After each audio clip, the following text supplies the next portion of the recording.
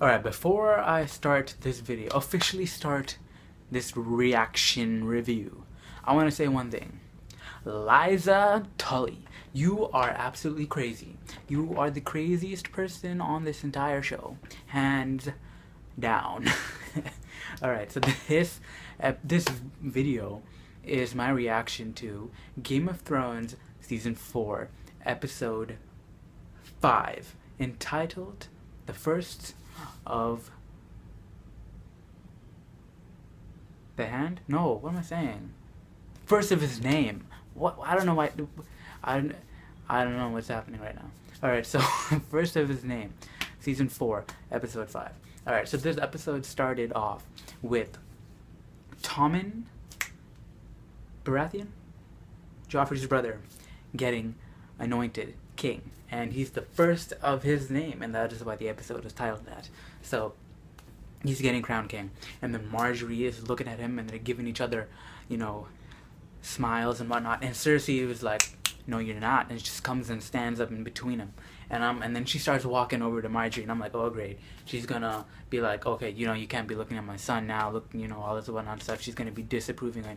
And then it was completely opposite. She was like, yeah, you know, are you mourning? She was like, are you still mourning Joffrey? And then Marjorie is like, you know, he was my husband. She didn't want to say no, right? And then Cersei was like, you know, you would have been miserable. You would have been absolutely miserable. And then so Marjorie's like, dang, oh, what's going on here? And so Cersei knew that Joffrey was evil incarnate, but she loved him regardless because he was her first son.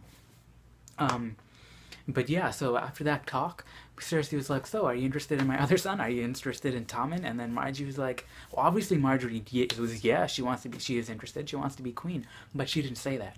She said that, oh, I gotta go talk to my dad. And she's not sure because she hasn't really thought about it. But we all know she has thought about it and has taken steps towards that. She wants to be queen. She still wants to be queen.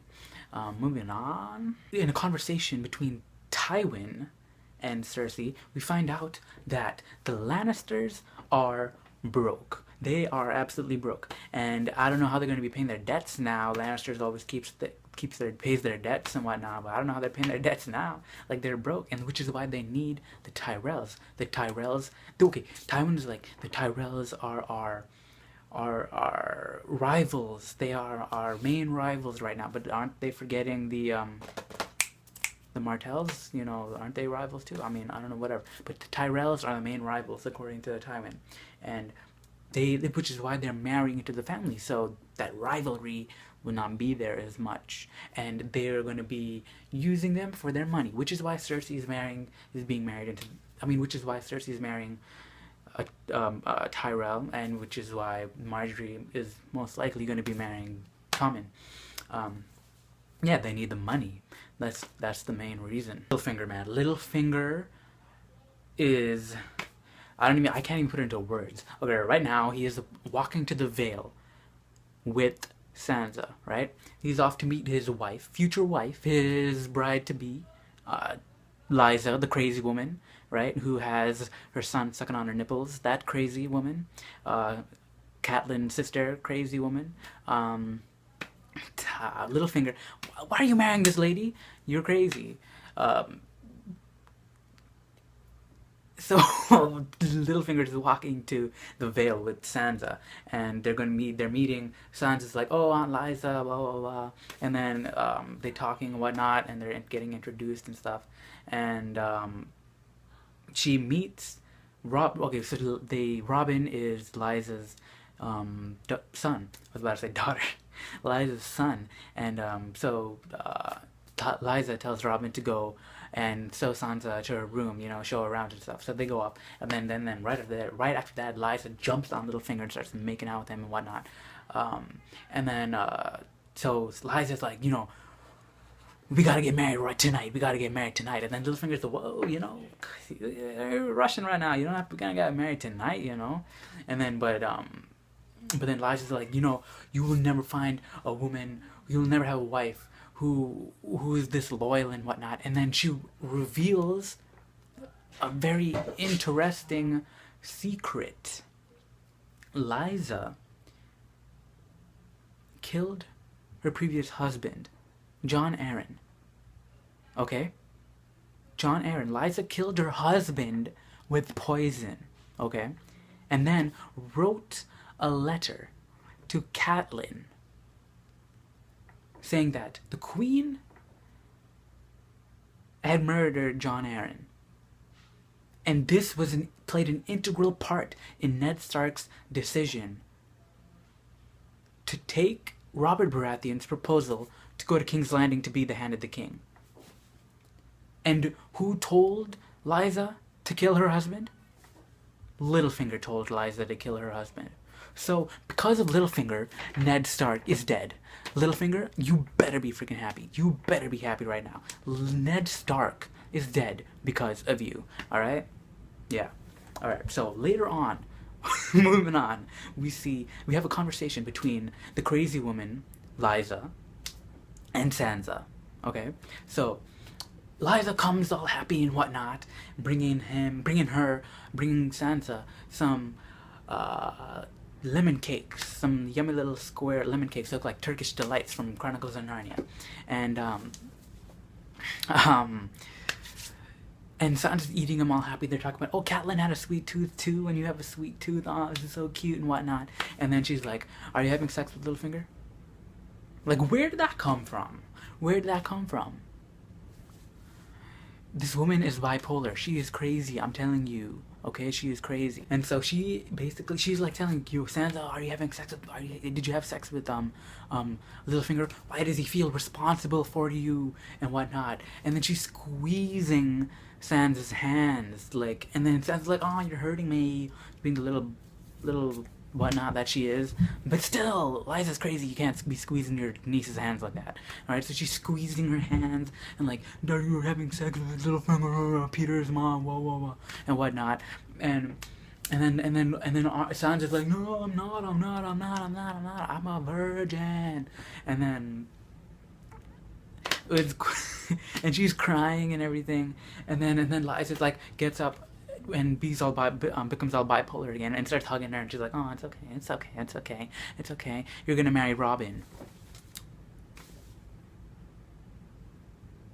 Sansa's gonna marry Robin, the guy, like the little kid who sucks his mom's nipples. No, I don't like Sansa that much, but still, no. Robin probably not even gonna want to marry her. He probably wants to marry his mom. Like, come on, man. My gosh, that whole family is crazy. Alright, they're crazy. Littlefinger is joined that family. Littlefinger's crazy. Liza's crazy. Her son is crazy. They're all crazy. Arya, my favorite character besides Khal Drogo, was reciting the names she wants to kill, right? Right next to the Hound, because we all know Hound's on the list, right? So she's reciting the names, and the Hound's like, yo, be quiet, girl. I need to sleep. Alright? A man needs his rest. And then Arya's like, no, I'm almost done. There's only one more name on the list. You can calm down. You know, I just gotta say this name before I can fall asleep. And then the Hound is like, okay, fine. Go ahead and say the name. And Arya turns around and says, the Hound. And then the Hound just looks at her and like in this weird way. That's pretty funny. I mean, like, why do you want to kill the Hound? He's taking care of you this whole time, you know? Arya's got guts. I would be scared, man. The Hound might come and kill me in the middle of the night. Like, I don't want to die. This girl's gonna kill me in the night. I'm gonna kill her in the night. You know, the Hound has no morals like that. So I would have been scared. But the next day, you see Arya river dancing with her sword, practicing her forms and whatnot that was taught to her by the guy from Bravos. And then a Hound is ridiculing her for what she's doing because she's freaking dancing with a sword. Like, are you gonna kill all these people with the with the moonwalk? You know, what are you doing? And then the Hound is like, okay, fine. You know what? Come at me, bro. And then he just stood there. And then Arya went bam and stabbed him in the chest. And then he was just like, really? And then that scene ended, I think. I don't even know, but that was quite funny. It's quite funny. And then we see Brienne and Podrick. Podrick, they're writing down they're riding on their horses, and Podrick has no clue how to ride a horse. He looks like he's humping the horse. Podrick, we all know. You know what I'm getting at, right? But anyways, like I Podrick. So Podrick is humping the horse. I mean, he's riding the horse. That still sounds wrong. He's failing at. Okay, he's riding the horse with Brienne, okay, and he's like falling off and whatnot. Basically, Podrick is a horrible squire. All he knows how to do is pour wine for Tyrion, okay? But he's a very loyal little boy. He's a very loyal boy, okay? So we'll give him that. But the dude does not know how to cook. He set the rabbit on fire. He set the rabbit on fire, and then so he was about to go and take off Brienne's armor, just help her out. And she was like, "But what were you doing? I don't know how to take my own armor off." And then she couldn't even take it off herself. And then she called him over.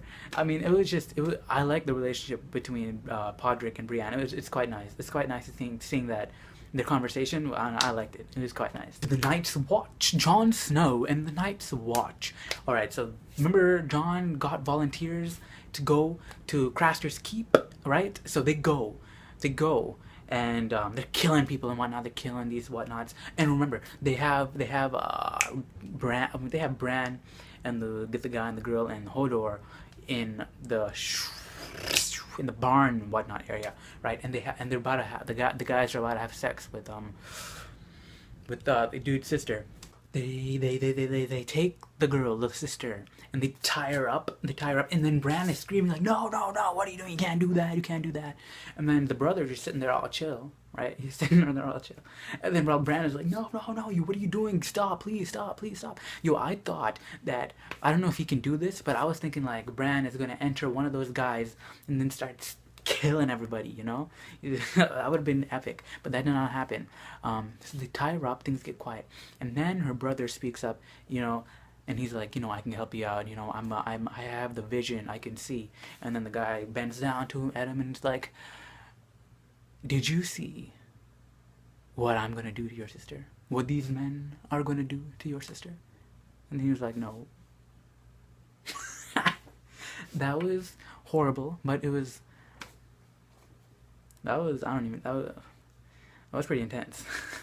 But they hear the Night's Watch come in, and they all run out, and they're fighting and stuff. And that one guy that fights really good, like Jon Snow, that one guy, who I personally liked from the previous episode. He apparently is a complete loser, and he wanted to take Bran for himself, run off with him. So he cuts Bran loose, and he runs off with him. And then as he's doing that, Bran goes, enters Hodor's body and follows himself, right? He follows himself. He picks up the dude, snaps his neck. You freaking see the guy's bone coming out of his shoulder, right? It was crazy. So the guy's dead, and then Bran comes back into his own body, and Hodor's looking down at the body and is looking at his hands, and he's like, he cannot believe what he just did because he has no clue what happened. I mean, Bran, dude, be a little courteous. You could have turned around and then gone back into your body, so Hodor wouldn't have to see what he just did. Hodor's freaking confused now. He thinks that he's a complete psychopath. Bran, you gotta think a little bit. Think about others for a little bit, I feel bad for Hodor. Anyways. So Bran, along with his trio of other people, so the quartet, the quadruplet of them, decide to go without informing Jon Snow, because if Bran tells Jon Snow what's going on, Jon Snow is gonna be like, come back to the Black. I was about to say the Black Gate. Come back to the Night's Watch with me, and we can keep you safe. I don't want you going to the north of the Wall. But they have to get to Mother Willow. They have to meet Pocahontas, and they have to get to that tree. Right? So they decided not to tell Jon Snow. The mutineers, one of the former Night's Watch people, were from Craster's Keep, were running through the forest. He was running through the forest, and then he finds Ghost's cage. Ghost is not in the cage. What's going on? Next thing you know, Ghost is eating his face off. It was quite nice, quite epic, quite satisfying. And then the next thing you see, Ghost walks up to Jon Snow, and Jon Snow's like, "Hey boy, come here, I missed you." And then it's all family, happy dog man reunion. And then they burn Craster's Keep to the ground with everyone in there. The end. That was the episode. This episode is quite awesome. I really liked it. Way better than the previous episode, in my opinion. Let me know down in the description what you guys thought about this episode. I'd love to hear your opinions. And I thought it was quite awesome. And I shall see you guys later. Goodbye.